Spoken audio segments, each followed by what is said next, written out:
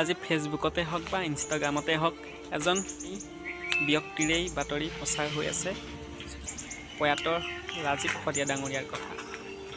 তেওঁ যোৱা 13 তাৰিখে আমাৰ পৰা চিৰবিদায় লৈছে। আজি তেওঁ বাতৰি গোটেই ছ'চিয়েল মিডিয়াত প্ৰচাৰ হৈ আছে। তেওঁক আজি মৃত শৰীৰটোৰ ওপৰত ফুলেৰে সন্মান জনাইছে, আদৰিছে সকলোৱে মৃত শৰীৰটোক। কিন্তু এইখিনি জীৱিত অৱস্থাত তেওঁ পাবলগীয়া সন্মানখিনি কিয় নাপালে?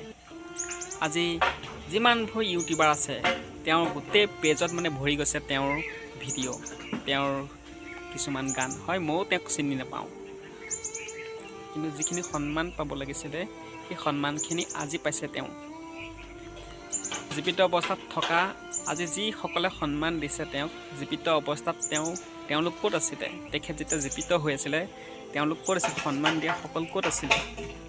কোনো এটা ভিডিঅ' পেজত দেখা নাপালোঁ কোনো এজন ব্যক্তিৰ। দৃশ্যজনে দুই এজনে দিছিল, কিন্তু মই পোৱা নাছিলোঁ। কোনোৱে পাইছিলে। মই সকলোৰে জনপ্ৰিয় জুবিন গাৰ্গ ডাঙৰীয়াও ক'লে যে তেখেতক মই চিনি নাপাওঁ। এই বাক্যশালী কি ভাৱত ক'লে? তেওঁ পৰিয়ালৰ এতিয়া কোনোৱে দায়িত্ব লৈছে।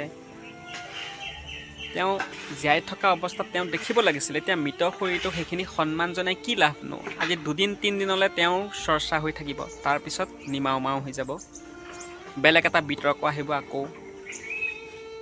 চ' জীৱিত হৈ থাকে কোনো লোক বা আমাৰ সন্মানীয় যিবোৰ সন্মানীয় লোক, তেওঁলোকক জীৱিত অৱস্থাতেই সেইখিনি সন্মান প্ৰদান কৰিব লাগে।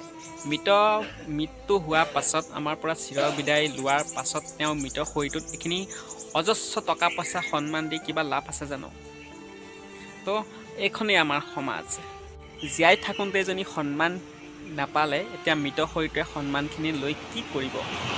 এই মৃত ব্যক্তিজনক সন্মান দি কাক সান্তনা দিব বিচাৰিছে? ঘৰৰ মানুহখিনিক নে? তেওঁ পুত্ৰ পত্নীক নে ৰাইজক, অসমৰ ৰাইজক?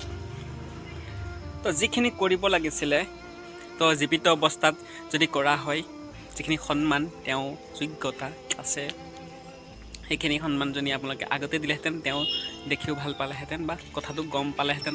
তেওঁ জানিলে হয় যে মোৰ অনুৰাগী যে কিমান, মোক ভাল পোৱা মানুহৰ সংখ্যা যে কিমান অসমত। আজি যিদৰে জুবিন গাৰ্গক সকলোৱে ভাল পায়, বেছি সংখ্যক জুবিন গাৰ্গক সকলোৱে ভাল পায়, এতিয়া তেওঁ ভাল পোৱা মানুহখিনি কিমাননো আছিলে তেওঁ গম পালেহেঁতেন।